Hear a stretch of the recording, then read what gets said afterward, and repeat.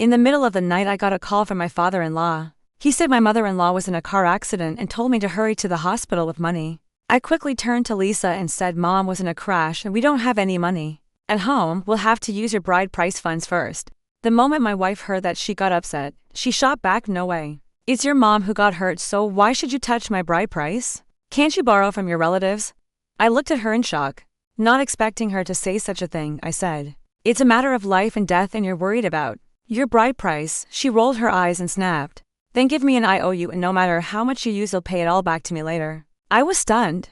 Chapter 1. The bride price was originally paid by my family, and now it's going to save her own mother. Why should I have to pay her back? My wife looked deadly serious. She ignored the fact that every second counted, ran into the study, grabbed some paper and a pen and insisted in earnest, write it down. Say that today you're borrowing my money to pay for her treatment and promise to return it. I said helplessly, she's her mom. Can't you just stop this? Nonsense. My wife cut me off, agitated. Can you stop making a scene? The bride price from your family is my financial security. Now something happens, and you immediately want to dip into my security money. What if you never pay me back? If you really cared about me, you'd borrow from someone else instead of touching my bride price. Right from the start. I couldn't understand it at all, so I tried to reason with her again. You're not even willing to save Mom. How can you be so heartless? She gave me a wounded look and tears started spilling down her cheeks. She sobbed. So you're starting with moral blackmail now, huh? From the beginning you compared a life and death situation to my bride price, forcing me to choose one or the other. You have so many relatives you could borrow from. Or you could just give me an IOU. I was shaking with anger. Why should I write you an IOU? My wife grew more agitated. Then have Dad write one. He's a grown man. Why should a daughter-in-law's bride price pay for his wife's treatment? I forced myself to stay calm and said, fine, you write one. First, once we get to the hospital, I'll have Dad sign and stamp it. Only then did my wife nod in satisfaction. She started drafting the IOU, but at that moment my father-in-law suddenly called again. I figured he was urging us to get to the hospital as soon as possible. When I answered, my father-in-law sounded frantic. Where's the money? Transfer a few $1,000s to me right now. I turned around to my wife. Time is critical. Can you make the transfer first? I remember you saved up a bit of money, didn't you? She got upset at once. No way. I won't transfer a cent until the IOU is signed. What if he doesn't pay me back later? My father-in-law went silent on the other end. He asked, dumbfounded, is that my daughter talking? Pay you back for what? What's she talking about? I answered honestly, Dad, don't get mad. She's writing an IOU because she's worried you won't pay her back afterward. He couldn't believe it. She's still writing an IOU at a time like this? I told him that we'd transfer the money once he signed the IOU. All of a sudden my father-in-law lost it. His voice trembled and turned shrill. He shouted, she's a heartless beast. He was so loud that my wife heard him on my end. She stopped writing, stormed over, grabbed my phone and roared. Who are you calling a beast, you shameless old fool? You can't even afford your wife's hospital bill, and now you're cursing me. I'm not lending you anything with that. She smashed my phone onto the ground. I quickly picked it up only to see the screen was cracked and had gone black. It wouldn't turn on no matter what I tried. My wife was trembling all over with rage. She spat. That old man dared to curse at me. Screeching like a eunuch, how disgusting. Just then her own phone rang on the screen. The caller ID showed Dad, just like how I labeled her father in my own phone. My wife picked up the phone and sneered, calling again to insult me. Huh?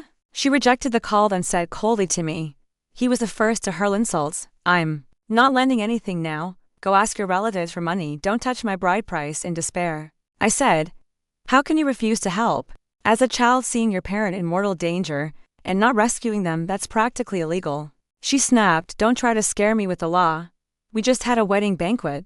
We haven't even registered our marriage certificate yet. The law doesn't apply to me. And let me tell you this, if you push me too far, I'll break up with you right now. And I'm not returning the bride price either. I gasped. You know this is your own mother we're talking about, not mine. She paused in disbelief and gave a chilly laugh. You're trying to trick me, so I'll pay, aren't you? If it were really my mom, would my dad call me a beast? I had no time to deal with her nonsense. I knew her bank card's password, so I grabbed it and dashed for the door. But my wife panicked. She lunged to snatch the card back. When I wouldn't let go, she bent down and sank her teeth into my arm. The pain was excruciating, so I had to let go of the card. She bit down so hard that she left a bloody imprint on my arm, clutching my wound. I watched her retreat to a corner, clutching the bank card, eyes brimming with hatred. Noticing my fury, She gritted her teeth. You're actually trying to forcefully grab my bride price just to save your own mother, aren't you? If it were truly my mother in trouble, would you be this desperate? I said, if you don't believe me, call your parents and ask them yourself. She scoffed. Do you think I'm stupid? You want me to call them so you can guilt trip me together? You are not allowed to tell them about this. With that, she suddenly grabbed a pair of scissors and held them against the bank card. I shouted. Urgently, no. Chapter to my wife eyed me warily. I said anxiously, listen. That bank card was open just to hold your bride price. We set it up together at the bank, and I haven't even linked it to mobile banking yet. If you cut it up, we won't be able to use the money tonight. She glared at me coldly. Maybe I should cut it up. When that old fool called me a heartless beast, he should have known I'm not someone who just stands by and lets people insult me. I broke down. That was your dad. Lisa wore a crazed look on her face and shouted. He's your dad, not mine. He's just a shameless old man who can't even pay his wife's medical bills and then flips out on me. And you're both scheming together to cheat me out of my bride price. She really meant it. Right in front of my eyes, she cut the bank card in half, watching our last hope get destroyed. I collapsed onto the couch, drained of all energy. It's over, I murmured in a daze. Everything's over. She gave a derisive snort. Go to the hospital and see your mom by yourself. I'm not going, besides. What are you so worried about? By law, doctors have to attempt to save a patient, I answered helplessly. Doctors will keep her alive, sure, but only with the most basic care. Without money, we can't decide which meds or equipment they use, nor can we pay for continued treatment. She could be saved now only to face disability, or worse in a few days. My wife shrugged unconcerned. Then why are you still standing here? Go borrow money from your own relatives. Oh right. I'm not registering our marriage with you anymore. I froze. She wasn't planning to get her marriage certificate, yet she wanted me to borrow money to save her own mother. I asked, why won't you get the certificate? She replied, who knows how much it'll cost to save that old lady? It could be a bottomless pit. Debts fall on both spouses once we're legally married, and I don't plan to ruin my entire life just to cover her bills. I'd rather cut my losses and not marry you at all. I was devastated.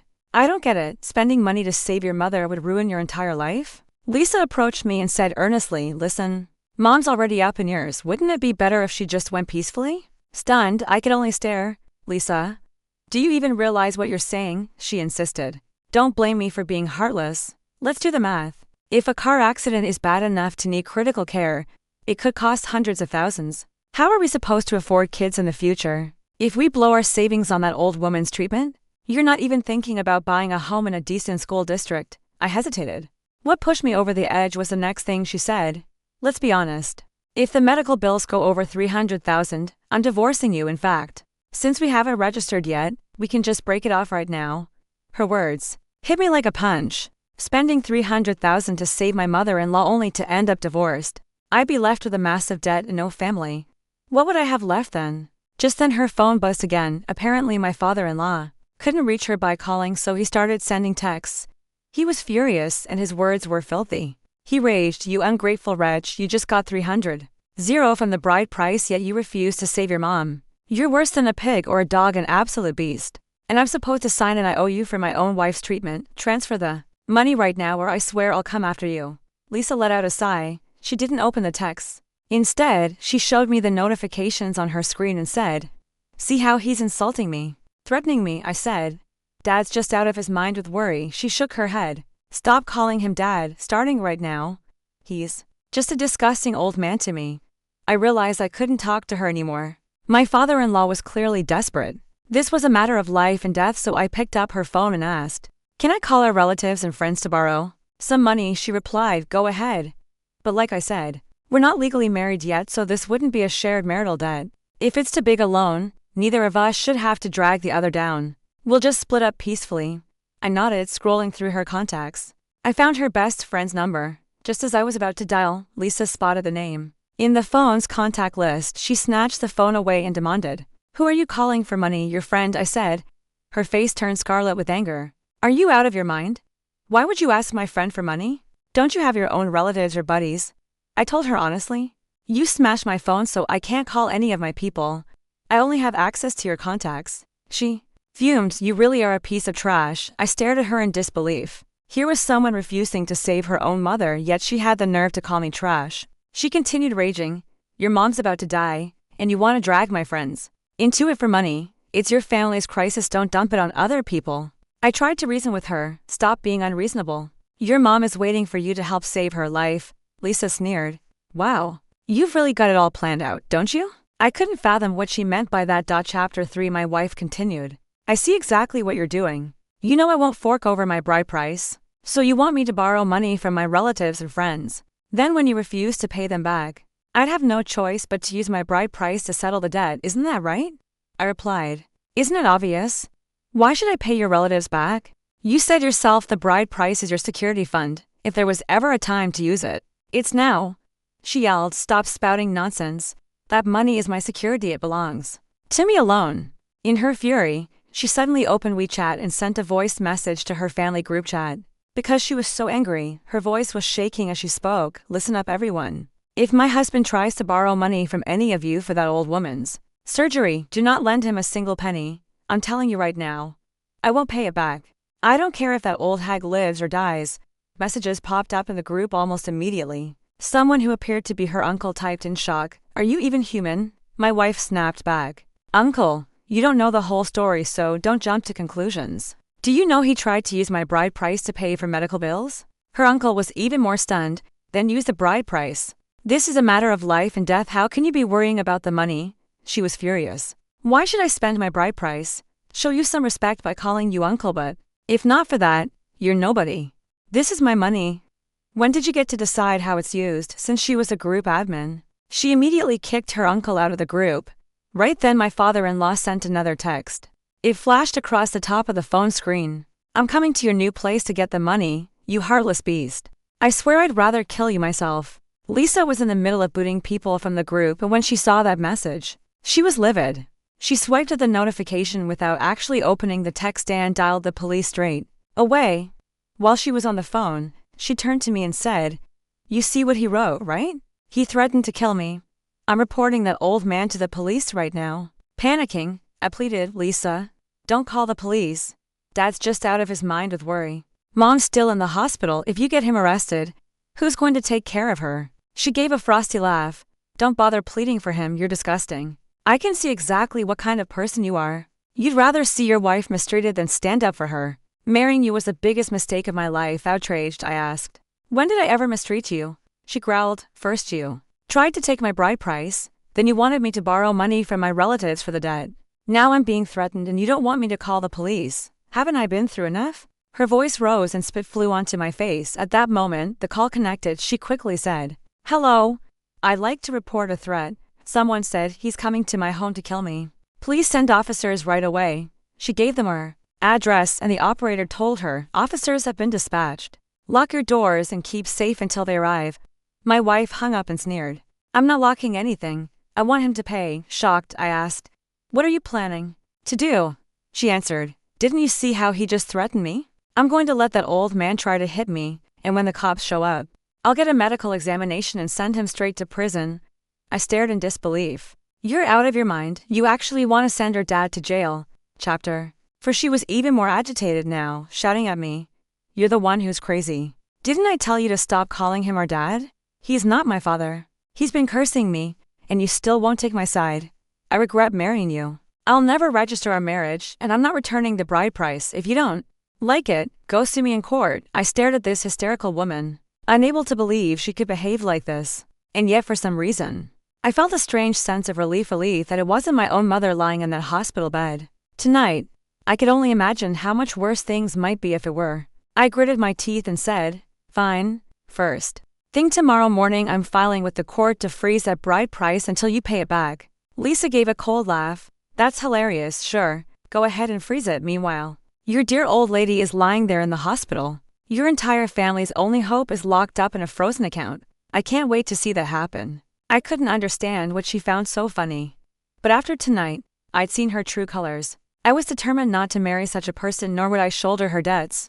Fortunately, I knew a lawyer from before, when we'd been preparing for marriage. Lisa forced me to sign a prenuptial agreement and even had a lawyer act as a third party. According to the agreement, once we were legally married, all of her assets would remain hers alone while half of my property would belong to her. I grabbed her phone and called her lawyer. I explained that he already had her information and asked him to prepare an urgent application. to the court requesting an immediate property freeze. I planned to submit it first thing in the morning so we could freeze the funds as quickly as possible. Seeing that I was serious, Lisa sat to the side and jeered, "Yeah, go on and freeze it. It's still better than letting you use it to save your mother. Absolutely priceless." I snapped, "It's your mother who's dying from my perspective. Since she'd given up on getting legally married to me, her mother was no longer my responsibility either." My wife went ballistic. She pointed at my face and said, "Watch your mouth. Your own family member is dying, don't you go cursing my mother." She still couldn't grasp that her own mother was the one in the accident. I said bluntly, "It's your mom who's on her deathbed." Lisa hollered, "I'll rip that filthy mouth of yours right off." In a rage, she lunged at me. I was about to tell her that it really was her mother in the accident, but she grabbed my face and started yanking. She even tried to shove her phone into my mouth, hissing through clenched teeth, "So you want to spew garbage about other people dying? My mom never did anything to you." I couldn't speak because my mouth was full of phone and she managed to smack me several times in the face. Never in my life had my own parents laid a hand on me. Fury surged inside me, especially after she'd made it clear she had no intention of returning my bride price. I lost control. I grabbed her by the hair and landed 2 solid punches on her face. She staggered back a few steps, dazed, almost losing her balance, staring in disbelief. She said, "You actually hit me?" I retorted, "You attacked me first. Why can't I hit back?" She screeched, "I'll fight you to the death. Go on, hit me harder. Cover me in bruises so I can send you straight to prison." She flung herself at me, sobbing hysterically, even though she clearly wasn't a match for me physically. Every time she tried to scratch my face with her nails, I just pushed her off and she'd tumble backward, landing on the floor. Realizing she couldn't beat me, she started spewing vile curses at me, more and more vicious by the second. "I hope your mother dies. I hope she's the one lying on the operating table tonight, dying in the worst, most agonizing way. It's her own fault for raising such a worthless man like you. Serves you right if she dies," I responded icily. "It's your mother who's really dying," she shrieked. "Don't you dare curse my mom." Chapter 5. She flew into another rage and came at me again, screaming at the top of her lungs. In her desperation, she even snatched the fruit knife off the coffee table and charged at me with it. I slapped her across the face, leaving her momentarily stunned. Then I grabbed her wrist and gave it a hard twist. The difference in strength was so great. She cried out in pain and dropped the knife. Realizing she couldn't beat me, she started screaming curses. "Your mother's dead. She's going to die tonight. Tomorrow I'm opening champagne to celebrate." I'd had enough of her insanity. I grabbed her by the head and shoved her face under the faucet in the kitchen sink, turning on the water to wash out that foul mouth of hers. She couldn't breathe, her head pinned under the running water, coughing and crying. In a chilling voice, I asked, "Have you insulted me enough? Do you realize that the selfish one here is you? Even if it really were my mother in that hospital bed, real spouses help each other's parents." She spat out a mouthful of water and glared at me. "You're the selfish one. If my mom were in the hospital right now, I'd never demand money from you and I wouldn't drag your family down." I frowned. "Do you honestly expect me to believe that?" She grew more agitated. "True spouses don't burden each other. You're a selfish monster. You only care about grabbing my money. If today my mom had been in the accident, I would have thought about you.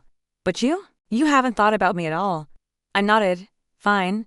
Make sure you remember that." Just then I noticed a familiar car pulling into the complex right underneath our window. It was my father-in-law's car. At the sight of it, Lisa immediately shouted, "You're finished. My dad's here. You're so done for." I glanced down and confirmed that it really was my father-in-law stepping out of the car.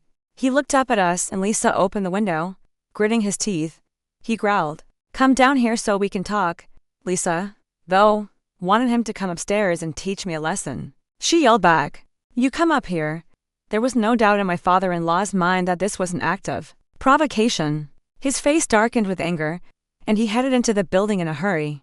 Lisa let out a sigh of relief, evidently emboldened by her father's arrival. She shoved me aside and screamed through her tears, "My dad must have seen what happened in the group chat, so he rushed over here because he was worried about me. You're done for. He's going to beat you to death."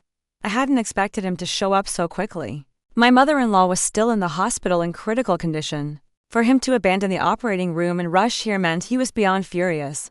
Maybe that was for the best. At least I wouldn't need to deal with all of this by myself. Lisa, still oblivious to the trouble she brought on herself, pushed me aside and made for the door. She was crafty enough not to let me off easily on her way out. She threw or smashed anything she could get her hands on, vases on the coffee table, the shoe cabinet by the entrance, until the whole place looked like a war zone. She was clearly trying to stage a scene of severe domestic violence. She even tousled her own hair to look like she'd been beaten to a pulp. Then she turned back to me and said coldly, "You're done for.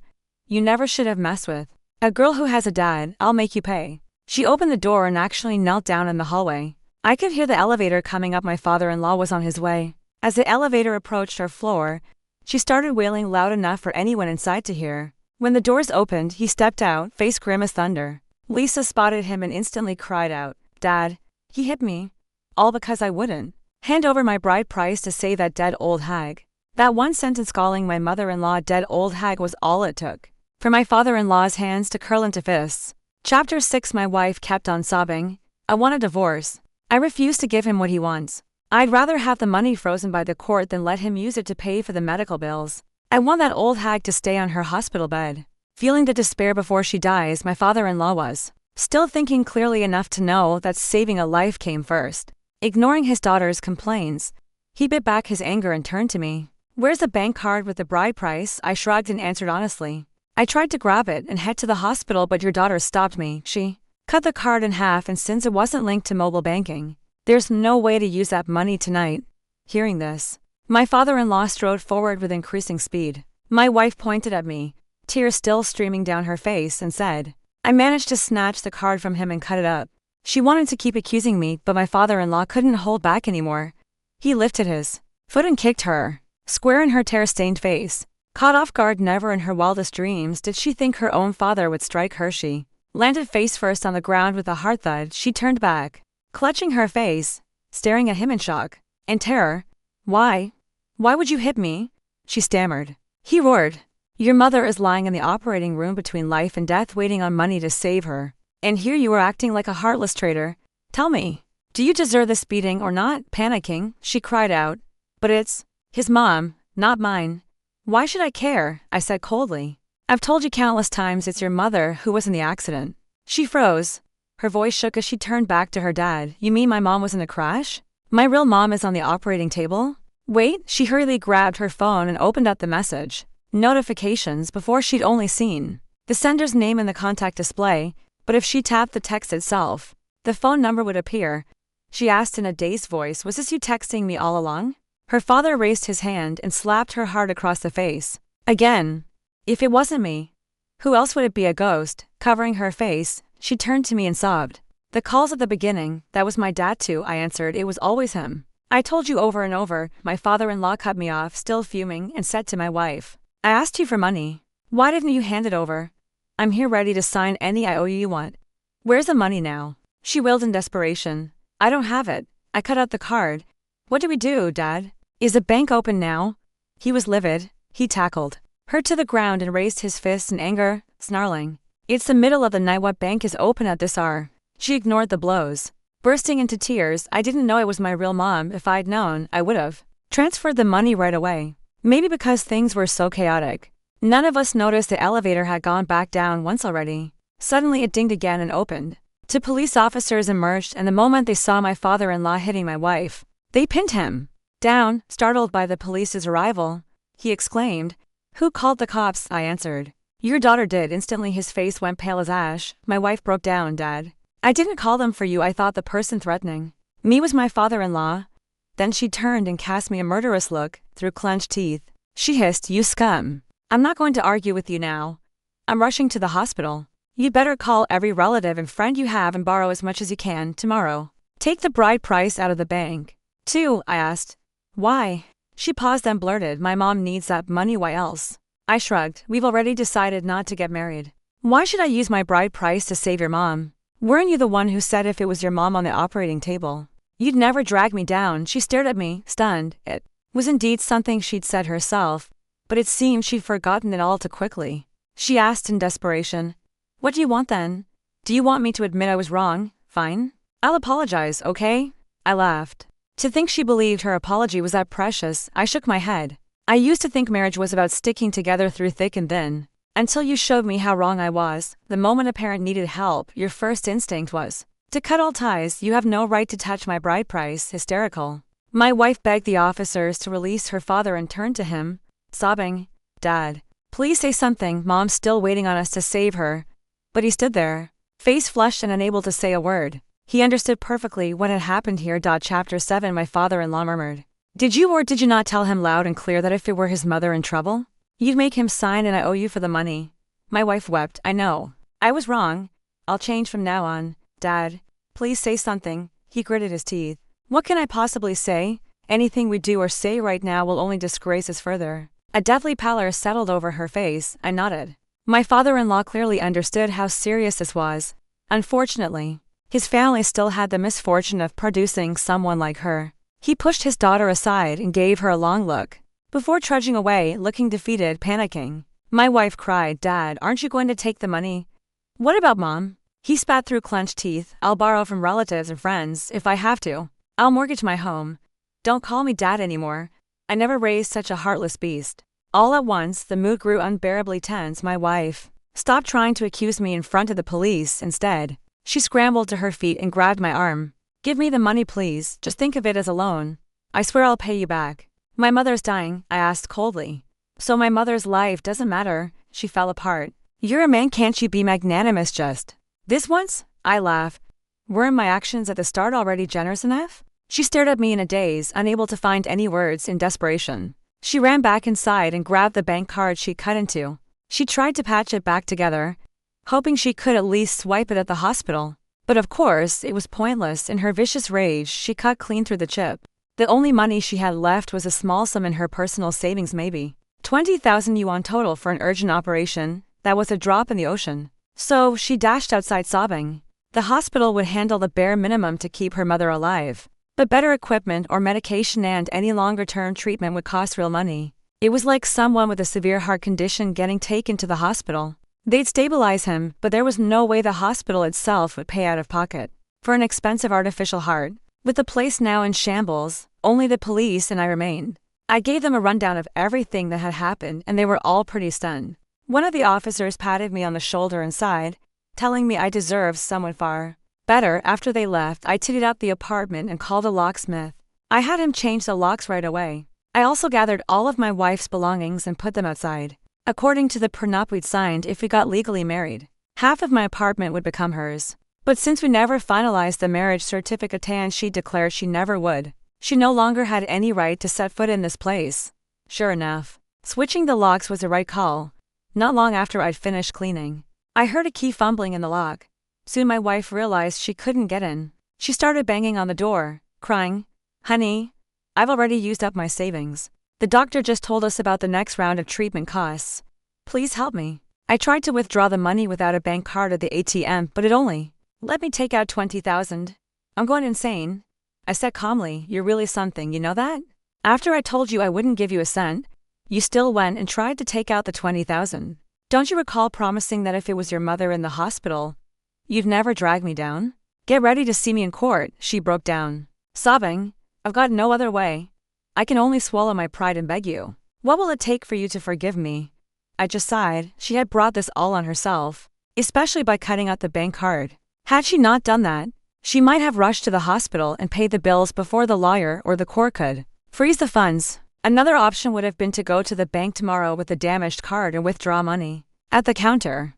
But it wouldn't matter. We live in a small county with few bank branches, and I've already alerted my mom, outraged by what happened. She'll be leading her gang of senior friends on a stakeout at every bank in town by morning. The moment my wife shows up to withdraw funds, she'll learn just how effectively a group of old ladies can raise a ruckus and how quickly a bank can decide not to release any money. I sneered at the door. When you believed it was my mother in that hospital bed, you basically wanted her to die. That's the same as trying to kill my mother with your bare hands. From this day on, we're finished, there's no going back. She sobbed, You're really going to abandon me? Cut off all ties between us? Is that what you've chosen? Her wailing continued outside, but I couldn't be bothered to listen anymore. I put on my headphones. My choice? Right now, it's definitely Master Yi. The enemy team picked 5 champions without any reliable crowd control. Perfect conditions for Yi to run wild. Chapter 8 I lay on the sofa with no one to bother me, happily gaming until 2 in the morning before finally putting down my phone. It struck me how carefree my life used to be. Originally, I had taken some vacation time off for the wedding, and now these days were completely mine. Taking advantage of my time off, I stayed up past it without feeling sleepy. Once I was certain my wife wasn't outside the door, I ordered some late-night barbecue and took a beer from the fridge. sitting at the table enjoying my food. I couldn't help remembering how tight money used to be when I was saving for the bride price. Yet here I was, freely treating myself to games and barbecue. It almost felt like fate had given me a second chance. Although I was quite comfortable, my wife was having a miserable time. She had kicked her uncle out of the family chat and then had to go begging him for money. All while word was spreading about how she refused to pay for her own mother's treatment. Everyone was calling her an ungrateful wretch, heaping all sorts of nasty insults on her. She tried to explain herself, but it was pointless. Once she told her side of the story, people only learned that believing it was my mother who needed urgent medical fees. She clung to her bride price like a lifeline. Her reputation was ruined beyond repair by the next day. My lawyer had helped me file a lawsuit with the court. Given the urgency, the court swiftly froze the bank account. To save my mother-in-law, my father-in-law had no choice but to sell his house. He managed to secure her treatment in the end. The funniest part was that once my mother-in-law found out what her daughter had done, her blood pressure nearly went through the roof. Furious, she kicked her out of the hospital room, saying she'd disgraced the whole family. The court proceedings went smoothly, and the judge ruled that the bride price should be returned in full. Judges are human after all. With a backstory like this, my wife made a terrible impression. By the time we saw each other again at the courthouse, she looked as though she'd aged a dozen years after the judge made the decision. She sobbed and asked me, "Now nobody wants me anymore. Everyone looks down on me. Are you satisfied? I know you did this on purpose. You ruined me so that if I ever wanted to get back together, you could demand a free marriage with no bride price, right?" I stared at her, stunned. "Have you got a tumor in your brain?